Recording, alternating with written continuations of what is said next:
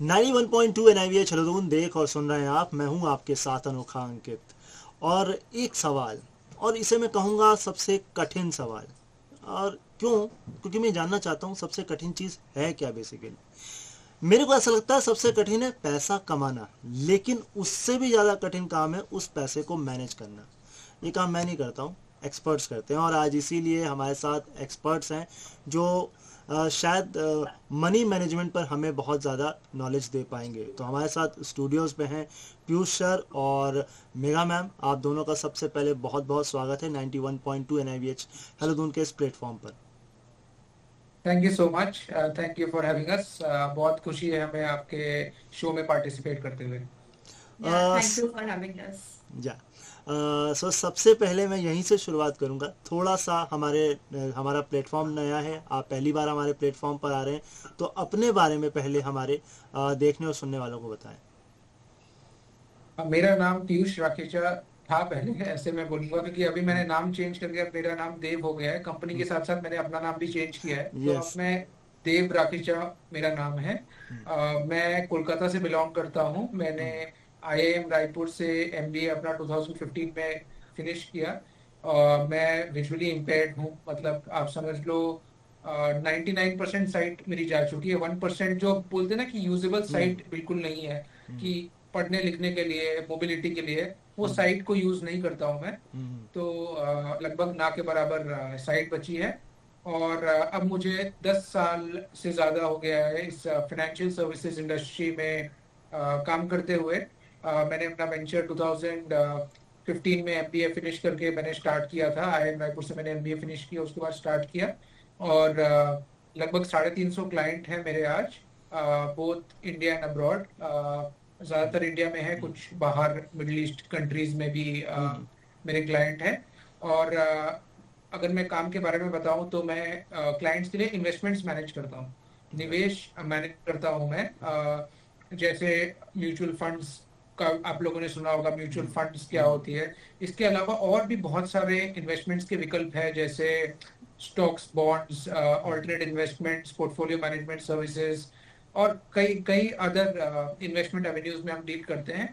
मतलब क्लाइंट की नीड को पहले असेस करके और इन्वेस्टमेंट एपेटाइट के हिसाब से हम इन्वेस्टमेंट्स को इवैल्यूएट करने के बाद क्लाइंट के पोर्टफोलियो में जो भी फिट बैठता है उसको उस हिसाब से इन्वेस्ट करवाते हैं। और इन्वेस्ट करवाना ही हमारा काम नहीं है, उसको मैनेज भी करते हैं, पीरियोडिकली रिव्यू भी करते हैं।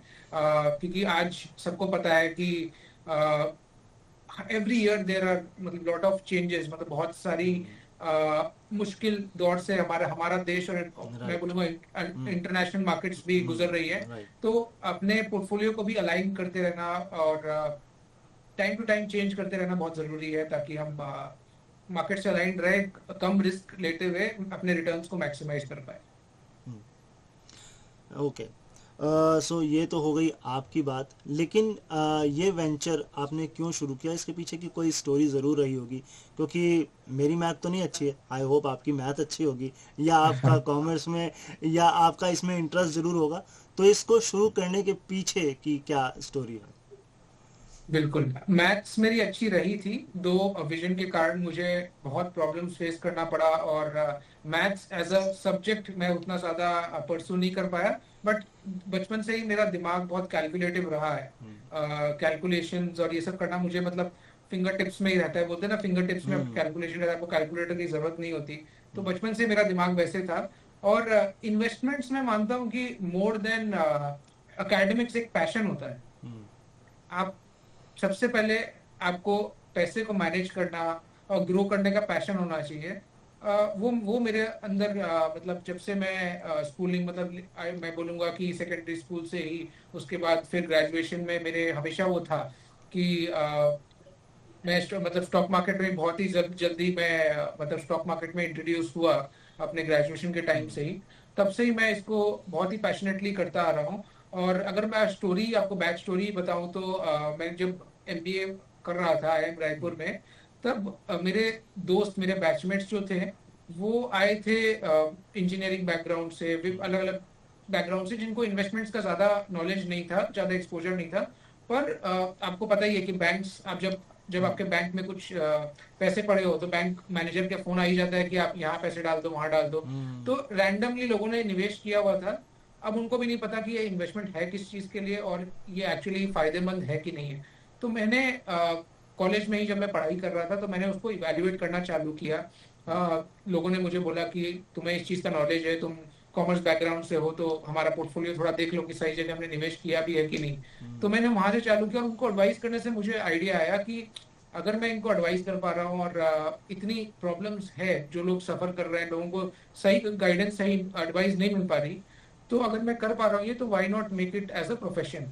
तो वहां से मुझे आइडिया है और मैंने कॉलेज से निकलते ही फिर अपना काम चालू किया। और इनफैक्ट इनिशियल क्लाइंट्स भी मेरे बैचमेट्स ही रहे हैं, मेरे IIM रायपुर के जो बैचमेट्स है। और ये बताते हुए मुझे बहुत खुशी है कि हमारा 120 का बैच था, उसमें मोर देन 45 और 45 से 50 के बीच में आज मेरे क्लाइंट्स हैं। यानी भरोसा आपने पहले से ही बना लिया कि नहीं, हाँ मेरे आपका पैसा मेरे पास बिल्कुल सेव है, कोई दिक्कत नहीं। बिल्कुल। और अगर मैं बात करूं मेगा मैम की, तो वो पहले एक्सेसिबल टेस्टर थी, अब वो इस फील्ड में भी आई। मैं पढ़ रहा था, थोड़ा बहुत रिसर्च कर रहा था तो ये स्मूथ ट्रांजिशन और ये था कि कैसा रहा है, और ये अभी आप तो एक लाइफ पार्टनर भी हैं, तो फिर ये इस वेंचर के साथ जुड़कर और कैसे आप बताएंगे हमारे लिसनर्स को? तो लकीली मेरे लिए ट्रांजिशन बहुत स्मूथ था from being an accessibility tester और इस फाइनेंशियल फील्ड में आना, बिकॉज ऑब्वियसली पीयूष का बहुत सपोर्ट रहा। मेरे को हमेशा से इंटरेस्ट तो बहुत ही था फाइनेंस में, बिकॉज मेरा खुद का पोर्टफोलियो है और पहले मैंने इंश्योरेंस में भी वर्क किया हुआ है थोड़े टाइम। तो हमेशा से बहुत ज़्यादा रुचि थी। तो बिकॉज ऑफ पीयूष, उसने मुझे काफ़ी अच्छे से समझाया, मुझे गाइड किया। तो अभी जैसे मैं धीरे धीरे ये चीज़ें और समझ रही हूँ, इसमें इन्वॉल्व हो रही हूँ। और मुझे अभी 1 ईयर हो गया इस पीयूष को ज्वाइन करे हुए, इस कंपनी को ज्वाइन करे हुए। एंड मोस्टली मैं इंश्योरेंस में ज़्यादा डील करती हूँ।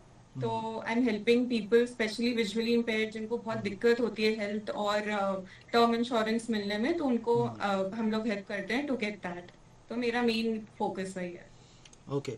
और मेरी रिसर्च, और मैं जब एक बार इवेंट में भी मैं सुन रहा था, सर आपने कैट किया है, सो वहाँ पे कुछ प्रॉब्लम्स भी थी शायद आपको फर्स्ट टाइम अटेम्प्ट में, और क्योंकि कैट अपने आप में एक बहुत बड़ा एग्जाम है। अगर वो स्टोरी आप बैक स्टोरी अपनी याद दिला पाएँ, बता पाएँ लोगों को। हाँ बिल्कुल। तो कैट में जब मैं तैयारी करने की सोचा, तो मैं जैसे कैट के कोचिंग सेंटर्स होते हैं ना, जहाँ पे आप जाकर एनरोल करते हो और वो आपको कैट की तैयारी करवाते हैं। तो मैं एक ऐसी कोचिंग सेंटर में गया जो काफी रिनाउंड था, मतलब पैन इंडिया उनकी प्रेजेंस है, हर जगह ब्रांचेस है। तो मैं गया अपने आप को एनरोल करवाने के लिए। तो उन्होंने मना कर दिया कि आप विजुअली इम्पेयर्ड है, हम आपको यहाँ पर आपको वो फैसिलिटीज नहीं है, तो हम आपको पढ़ा नहीं पाएंगे, क्योंकि आपको अलग से पर्सनल अटेंशन चाहिएगा और आपको अलग से समझाना पड़ेगा। तो हम ग्रुप क्लासेस कराते हैं, वो फिजिबल नहीं होगा। तो उन्होंने बोला हमारे पास मटेरियल्स है, स्टडी मटेरियल्स, वो आप ले जा सकते हो एट अ कॉस्ट, और फिर आप उसके बेसिस में अपने आप अगर तैयारी कर सकते हो तो कर सकते हो, हम आपको नहीं करा सकते। तो वहीं से मैंने मुझे था कि मुझे करना तो है ही और अटेम्प्ट तो मैं दूंगा। तो पहला अटेम्प्ट में तो मुझसे हो नहीं पाया, क्योंकि मैं समझते समझते वो एक्चुअली कैट की एग्जाम भी आ गई और फिर मैं क्रैक नहीं कर पाया। बट सेकेंड अटेम्प्ट में मेरे जो टीचर थे, जिन्होंने मुझे ग्रेजुएशन में पढ़ाया था, जो मैथ्स अकाउंट्स ये सब में बहुत मतलब एक्सपर्ट मैं उनको मानता हूँ, तो दो वो कैट की ट्रेनिंग नहीं कराते थे, उन्होंने मेरे साथ कॉन्सेप्ट्स को समझा और हम दोनों ने मिलकर, इनफैक्ट उनके गाइडेंस के अंदर में मैंने कैट की तैयारी की और उसको फिर क्रैक किया। ओके। एक चीज़ और है, क्योंकि हम अगर फाइनेंस की बात करें तो बहुत सारे चार्ट्स होते हैं चीज़। अब तो ठीक है, एआई का ज़माना है। जो लोग इस फील्ड में आना चाहते हैं इन फ्यूचर, जिनको चाहिए, तो कितना इजी है या कितना मुश्किल है? क्योंकि बीइंग अ विजुअल इम्पेयर्ड, मेरे ख्याल से ये थोड़ा अभी भी मुश्किल है। आप क्या कहोगे? चार्ट्स को एनालाइज करना मुश्किल है अभी, जैसे आपने कहा बिल्कुल कि एआई के आने के बाद अब आपको चार्ट पूरा थियोरेटिकली एक्सप्लेन कर सकता है एआई, तो वो बहुत हद तक चीजें एक्सेसिबल हो गई हैं। बट मैं ये नहीं मानता हूँ कि चार्ट्स ही एक पार्ट है फाइनेंस मैनेज करने के लिए।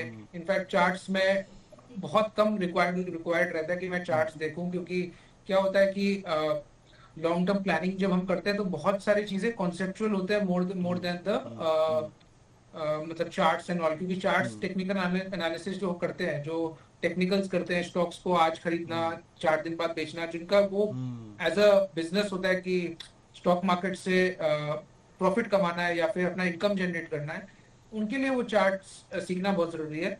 हमारे बिजनेस के लिए जहाँ हम फोकस कर रहे हैं long long term wealth creation पे, वहाँ चार्ट्स का रोल बहुत ज्यादा वो नहीं है, बहुत ज्यादा रेलिवेंट नहीं है, बट हाँ काम आता है। और अब एआई से वो मतलब हाँ मैं बोलूंगा कि 95% वो एक्सेसिबल है। राइट।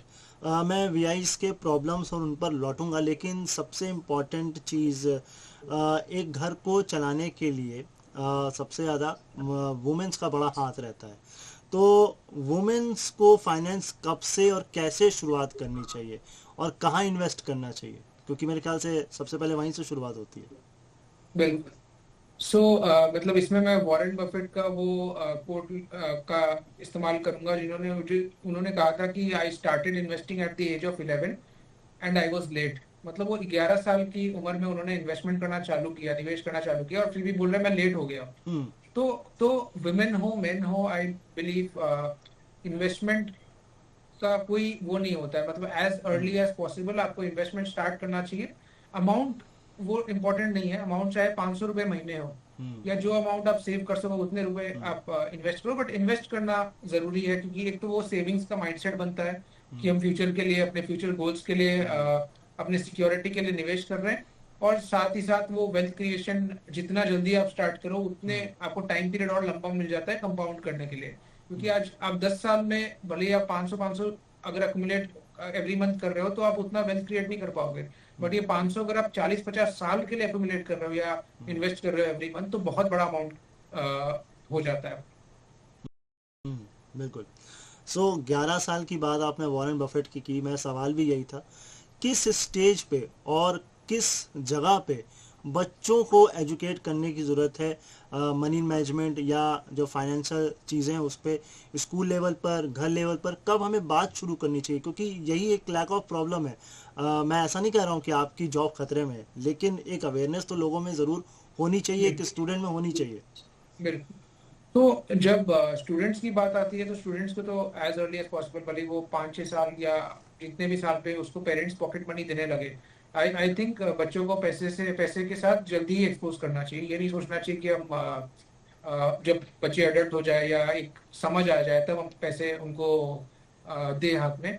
भले ही उनको, जैसे पिगी बैंक का कॉन्सेप्ट होता है कि आप बच्चों को एक पिगी बैंक दे दिए, उनको कभी कोई होली दिवाली हो या कोई फेस्टिवल हो उनको पैसे मिलते हैं, तो उनको आप मतलब पेरेंट्स को ये हैबिट उनको देना चाहिए कि आप अपने पैसे जो आपको मिल रहे हैं आप ये पिगी बैंक में स्टोर करो।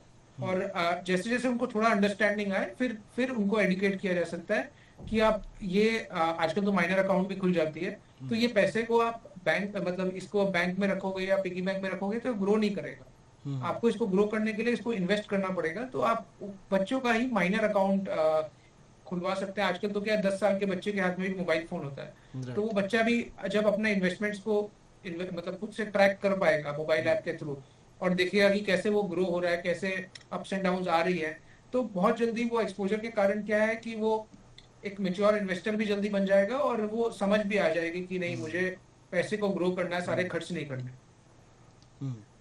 राइट। अब मैं उस पार्ट पर आऊँगा जिसके लिए हम अपनी कम्युनिटी की बात करेंगे। जब एक विजुअल इम्पेयर्ड आपके पास आता है या पर्सन विद डिसेबिलिटी, हम कॉमनली, तो वो कॉमन कौन सी ऐसी फ्रेजेस लेकर आता है या कॉमन ऐसे कॉन्सेप्ट उसके दिमाग में होते हैं जो आप क्लियर करते हो, जो हम अपने बाकी लिसनर्स के साथ भी वो शेयर कर सकें?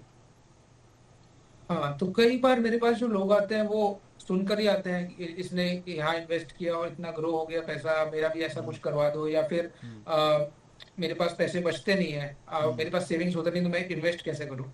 तो मेरे पास मतलब सब obviously case to case answers differ करते हैं, बट अगर पैसे बचते नहीं है किसी के पास और आपको लगता है आप सेव नहीं कर सकते हो, तो वो वैसे ही करना चाहिए जैसे किसी का इनकम मान लो महीने का 20,000 रुपए है, तो 20,000 रुपए में से उनको लग रहा है कि 20,000 के 20,000 तो मेरे एक्सपेंसेस ही है, बट अगर उसको हम रिवर्स देखें, रिवर्स तरीके से, तो पहले हमें सेव करना चाहिए। मतलब मान लो 2,000 रुपये हमने सेव किया, तो पहले वो 2,000 रुपये को साइड कर लो। 20,000 रुपये से 20,000 का इनकम आ रहा है, डे 1 में 2,000 को साइड कर लो before paying your expenses, like even rent, utility bills, कुछ भी एक्सपेंसेस होते हैं उससे पहले आप वो छोटा सा अमाउंट को साइड कर लो, 10% ऑफ योर इनकम, उसको आप इन्वेस्ट कर दो।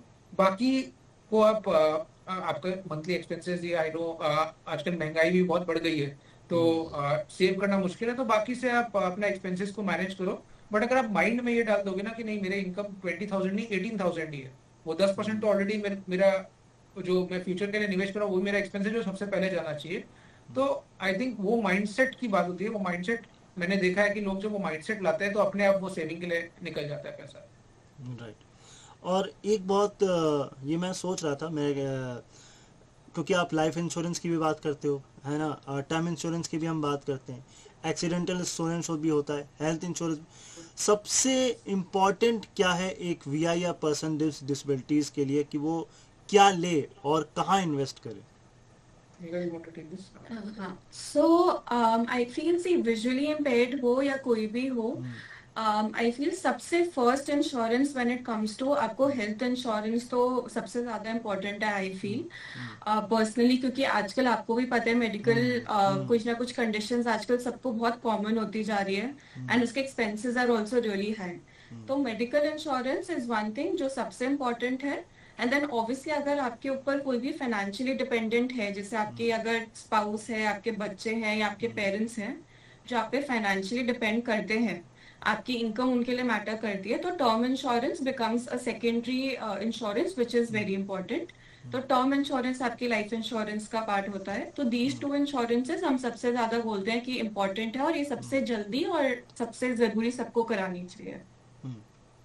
ओके, ये तो हो गई इंश्योरेंस की बात। हम स्टॉक्स की बात करते हैं, हम बॉन्ड्स की भी बात करते हैं, हम म्यूचुअल फंड की भी बात करते हैं। और इस समय का जो जियोपॉलिटिक्स या जो भी हम जो कह रहे हैं, तो सबसे पहले तो कहाँ इन्वेस्ट करना एक लोगों के लिए सेफर साइड है, क्योंकि लोग परसेंटेज भी देखते हैं, मतलब कितना आपको मिल रहा है। एंड सेकंड, कहा ही जाता है कि अपनी बास्केट को एक ही जगह मत डालिए। तो आज के टाइम पर वो कौन कौन से सेक्टर हैं जहां एक पर्सन इन्वेस्ट कर सकता है? जैसा आपने कहा कि आज का टाइम वैसा है कि आप एक जगह निवेश नहीं कर सकते, don't put all your eggs in one basket जैसे बोलते हैं, कि आज का टाइम मतलब एकदम उस चीज का उदाहरण है जहाँ पे लोगों ने गोल्ड में भी, जब हाई पे गोल्ड गया तब लोगों ने पैसा डाल के लोगों का ऑलमोस्ट आप समझ लो 15-20% वहां से गोल्ड डाउन आ गया है। तो आज वो समय है कि हमें अपने पोर्टफोलियो को हम जितना डाइवर्सिफाई कर सके एपेटाइट के हिसाब से। अब ये नहीं सोचना चाहिए कि म्यूचुअल फंड में हमने कर दिया, एफडी कर दिया और म्यूचुअल स्टॉक ले लिया, तो डाइवर्सिफाई कर लिया आपने। वो डाइवर्सिफिकेशन कितना कहाँ जा रहा है वो देखना है। और म्यूचुअल फंड अपने में vehicle, mutual fund is enough to diversify, क्योंकि आज म्यूचुअल फंड के थ्रू हम गोल्ड में इन्वेस्ट कर सकते हैं, सिल्वर में कर सकते हैं, इक्विटी मार्केट में कर सकते हैं, बॉन्ड्स में कर सकते हैं, रियल एस्टेट में कर सकते हैं। तो एक म्यूचुअल फंड अपने में एक ऐसा व्हीकल है जहां से आप कहीं भी निवेश कर सकते हैं।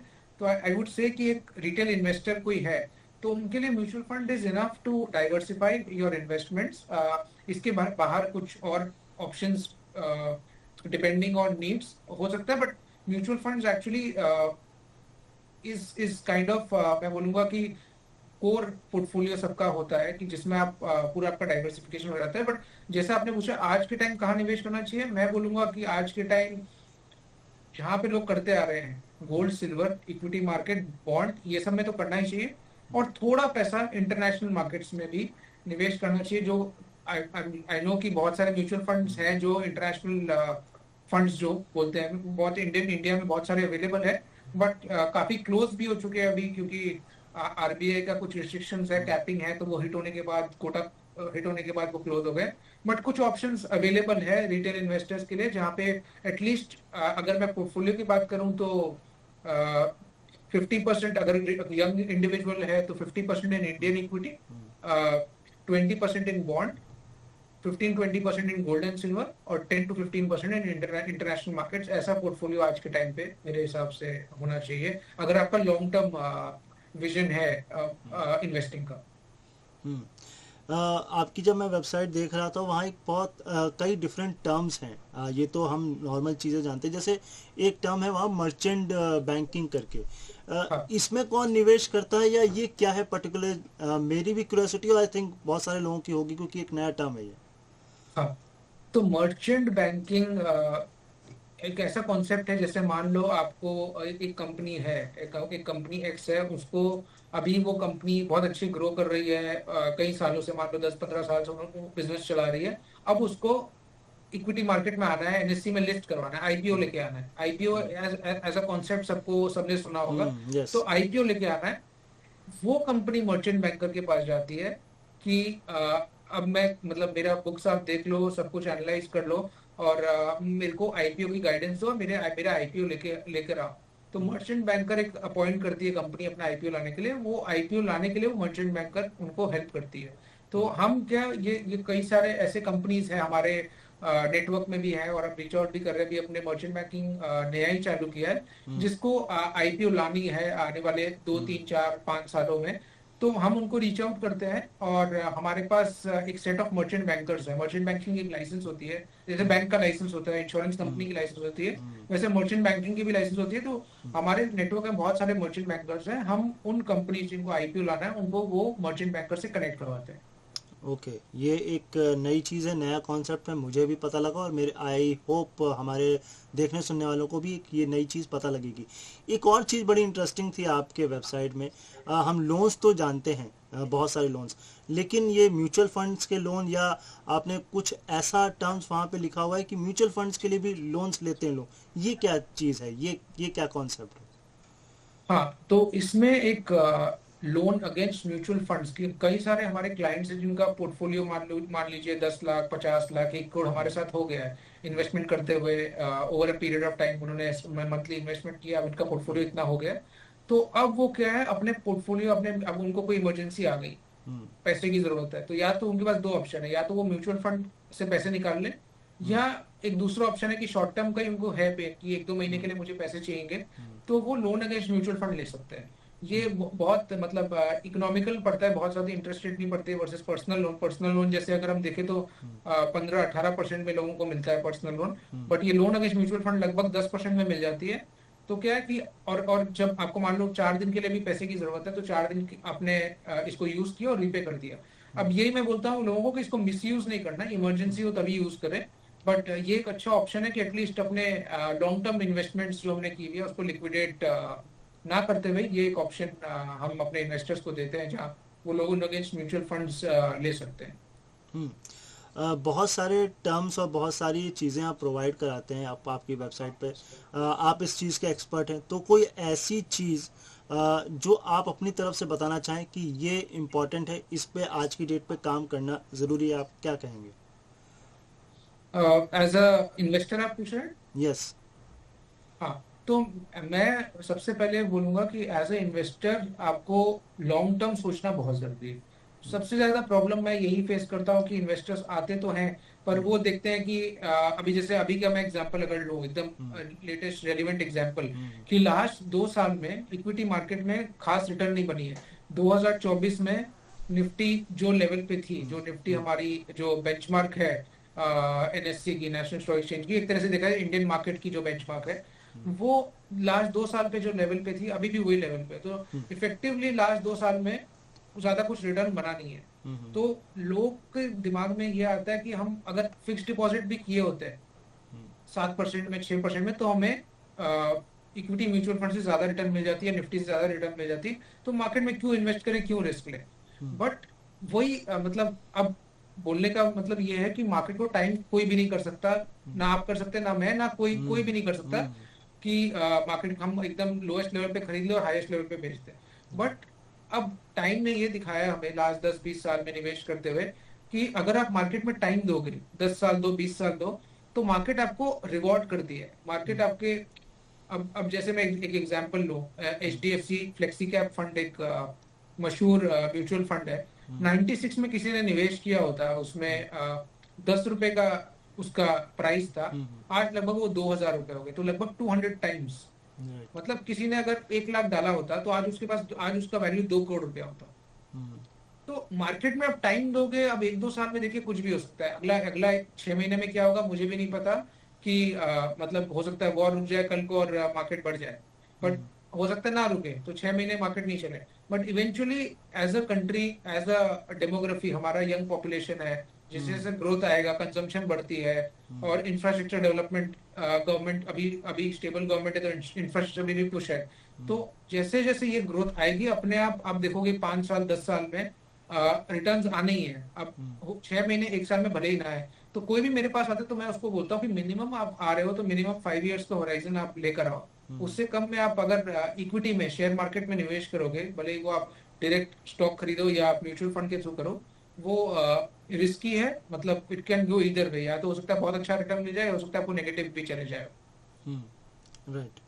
एंड बहुत सारे ऐप्स भी सर्विसेज दे रहे हैं, है ना। मैं नाम अगर ना भी लूँ तो बहुत सारे ऐप्स हैं जो म्यूचुअल फंड पे इन सब पे बिल्कुल। तो what you make differ from them, क्योंकि वो भी इसमें मार्केट में काम कर ही रहे हैं।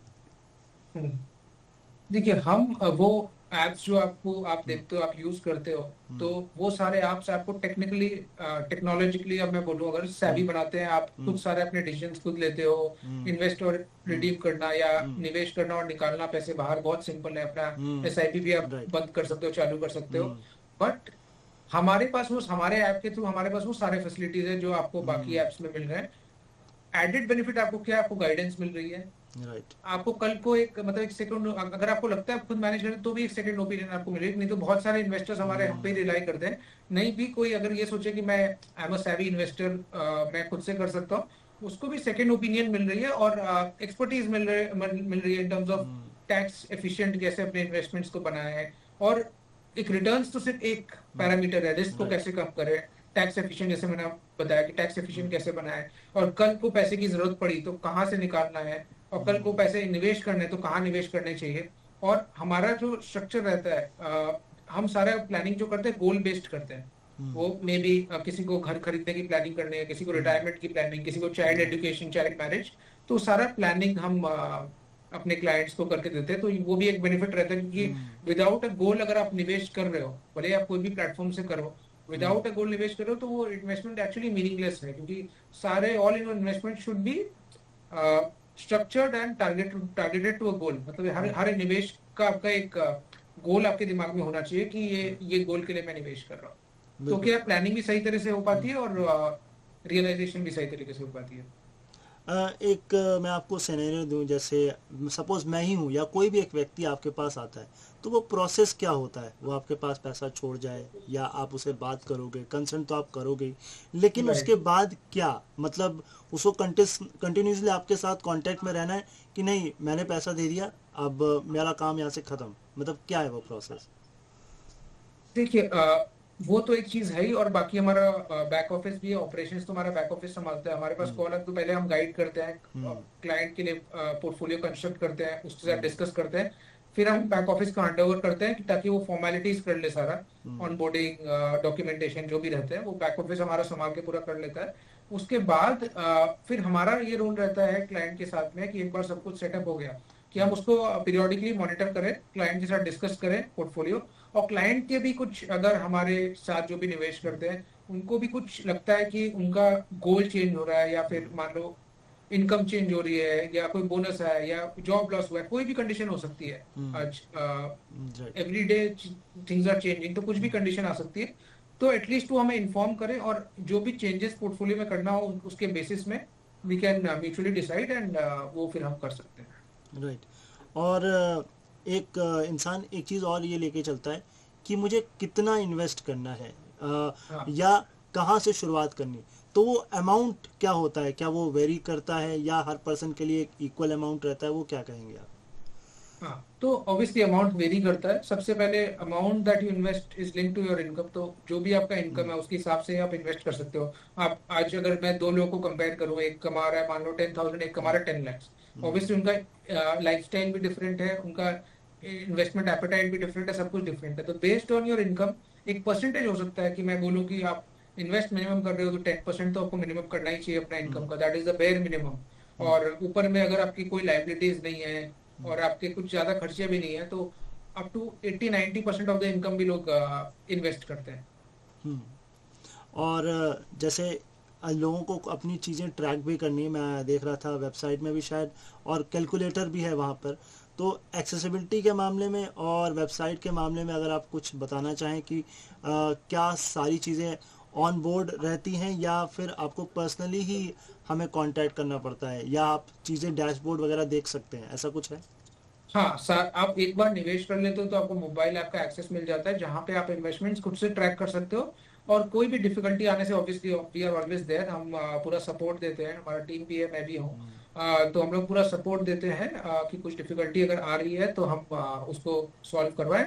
But having said that, app के थ्रू सारी चीजें आप एक्सेस कर सकते हो और ट्रांजैक्ट भी खुद से कर सकते हो। हालांकि फिर वही मैं बोल रहा हूँ कि कर तो सकते हो, बट मैं राइट। हम लोग यही प्रेफर करते हैं कि हमारे थ्रू ट्रांजैक्शन हो तो बेटर है, कि हमारे को भी उसका इन्फॉर्मेशन रहता है। और आपका मैसेज पीडब्ल्यूडीज के लिए या विजुअल इम्पेयर्ड कम्युनिटी के लिए, मनी को लेकर, इन्वेस्टमेंट को लेकर, वो क्या कहेंगे आप? हाँ, तो जैसा मैंने राकेशा फिनसर्व जो हमारी कंपनी है, लास्ट 10 साल से हम निरंतर हमारा यही प्रयास है, कोशिश है कि हम जितना ज्यादा लोगों, जितना कर सके लोगों की हेल्प, मदद इन्वेस्टमेंट्स मैनेज करने में, उतना करें। तो अगर मैं विजुअली इम्पेयर्ड कम्युनिटी के लिए कोई मैसेज बोलूँ तो मेरे हिसाब से यही है कि एज अ बिजनेस ओनर अगर मैं बोलूँ तो कि आपको शुरुआत में तो डिफिकल्टी बहुत ज्यादा होगी, क्योंकि आप एक बिजनेस अगर आप स्टार्ट करते हो राइट फ्रॉम स्क्रैच, जहाँ पे कोई आपका मतलब स्टार्ट पॉइंट नहीं है, वहां पे आप स्टार्ट करते हो तो स्टार्टिंग में बहुत डिफिकल्टी है, but persistence is the key. मतलब आपको लगे रहना है और आपको अपने आप सोल्यूशन मिलते रहेंगे। जैसे जैसे आप लोगों से मिलोगे, क्लाइंट मीटिंग्स करोगे, तो आपको पता चलेगा क्या क्या रिजेक्शन आ रहे हैं, क्या क्या ऑब्जेक्शन आ रहे हैं, उस पर आप काम करोगे तो आप डेफिनेटली सक्सेसफुल होगे। और एज अ इन्वेस्टर अगर मैं मैसेज दूं तो थिंक लॉन्ग टर्म। मेरा यही सबसे बड़ा मैसेज है कि आप इन्वेस्टमेंट्स करते हो तो लॉन्ग टर्म सोचो। लॉन्ग टर्म में यू कांट गो रॉन्ग। आप बोलते हैं ना कि मैंने इन्वेस्टमेंट सही किया है, गलत किया है, लॉन्ग टर्म अगर आपने सही जगह अपना निवेश किया तो यू कांट गो रॉन्ग। क्योंकि वो अप्स एंड डाउन्स आती है, न्यूज को भी हम फॉलो करते हैं, तो न्यूज में भी कभी वो बुलिश रहता है, कभी बेरिश, कभी बोलते हैं मार्केट राइट। बढ़ेगी, कभी गिरेगा। पर लॉन्ग टर्म में डेफिनेटली डायरेक्शन एक ही तरफ जाता है, वो लॉन्ग टर्म में मार्केट्स बढ़ती है और हमें रिटर्न मिलता है। बिल्कुल। एंड मैं थोड़ा नंबर्स और स्टैट्स पे थोड़ा ध्यान देता हूँ, और आई होप ये सारा खेल अंकों का है, तो कोई आपके बिल्कुल। पास आएगा तो वो नंबर्स देख कर भी आएगा। तो आप अगर बता सकें कि आप कितने अमाउंट का अभी तक पोर्टफोलियो देख रहे हो, कोई कोई ऐसा नाम बिना बताए सबसे बड़ा इन्वेस्टमेंट किसने किया है, वो कोई मनी आपको देख के हाँ ये कोई इतना भी इन्वेस्ट कर सकता है, तो वो क्या कहोगे आप? हाँ, तो मैं लगभग अगर टोटल अपनी एसेट्स अंडर मैनेजमेंट बताऊं, जितना हम पैसे को मैनेज कर रहे हैं, जितने इन्वेस्टर्स ने हमारे पास रखा है, वो 150 करोड़ रुपए है आज, 150 करोड़। और मैं अगर अपने लार्जेस्ट इन्वेस्टर की बताऊं तो वो लार्जेस्ट इन्वेस्टर हमारे पास में 10 करोड़ निवेश किया हुआ है। ओके। एंड ऐसी कोई चीज़, ऐसी कोई बात जो मैंने ना पूछी हो, आप बताना चाहते हो हमारे लिसनर्स के लिए? Anything else? नहीं, पर एक कंसर्न यूजुअली जो आता है विजुअली इम्पेयर्ड कम्युनिटी से स्पेशली इज कि signatures are a problem, right. और फिर फिजिकल फॉर्म्स एंड एवरीथिंग। तो ये हम सबको क्लैरिफाई करते हैं और ये बताना चाहेंगे कि the whole process is digital. आपका इन्वेस्टमेंट, जो आपका मनी ट्रांजैक्शन है, चाहे आप उसको निकाल रहे हैं, डाल रहे हैं, अपना ट्रैक करें, सब कुछ डिजिटल होता है। तो कहीं पे भी सिग्नेचर्स की जरूरत नहीं पड़ती। It's all through your email links और आपके ओटीपीज वगैरह के थ्रू होता है। तो वो कंसर्न इस कम्युनिटी में बहुत आता है। So just wanted to clarify कि दैट्स नॉट अ प्रॉब्लम, चाहे वो इंश्योरेंस हो या इन्वेस्टमेंट हो। ओके, आई होप हमें आपको यह पसंद आया होगा और ये कन्वर्जेशंस बढ़िया लगी होगी। एंड इसी उम्मीद के साथ, इसी चीज़ों के साथ कि आप ज़रूर इन्वेस्ट करेंगे। सर, अगर आपसे लोगों को जुड़ना हो तो वो कैसे जुड़े? मुझे आप मेरे मोबाइल नंबर पे कांटेक्ट कर सकते हैं। कंपनी की नाम हमारे राकेशा फिनसर्व है। मोबाइल नंबर है 9748976371। मैं रिपीट करता हूँ, 9748976371। और मेरा ईमेल आईडी है DEV देव DEV@rakesha RAKHECHA FINSERV.com। राइट। तो आप मुझे मोबाइल में या तो कॉल मैसेज कर सकते हैं या ईमेल कर सकते हैं, तो फिर हम कनेक्ट कर सकते बिल्कुल। तो इसी नोट पर आज के इस पॉडकास्ट को, इस एपिसोड को वाइंड अप करेंगे, और आई होप आपको पता लगा होगा कि आपको अपना मनी मैनेजमेंट करना ज़रूरी है। चाहे आपके हाथ में कितना भी हो, उसका 10% आपको इन्वेस्ट करना ज़रूरी है, ताकि आप अपने फ्यूचर गोल्स को कंप्लीट कर पाएँ। बिना गोल्स के तो कुछ नहीं होता है। फ़िलहाल मेरा गोल ये है कि आपको इस चैनल को सब्सक्राइब करना है, लाइक कमेंट और शेयर करना है। और जाने से पहले जो मैं कह के जाऊंगा वो मैं कह के जाता हूँ, अपना ख्याल रखिए, मुझे अपने दिलों में याद रखिए, और अपने पैसे का, अपने आसपास के लोगों का, उसका भी ख्याल ज़रूर रखिए। एंड सुनते रहिए एंड देखते रहिए 91.2 NIVH। हेलो दोस्त।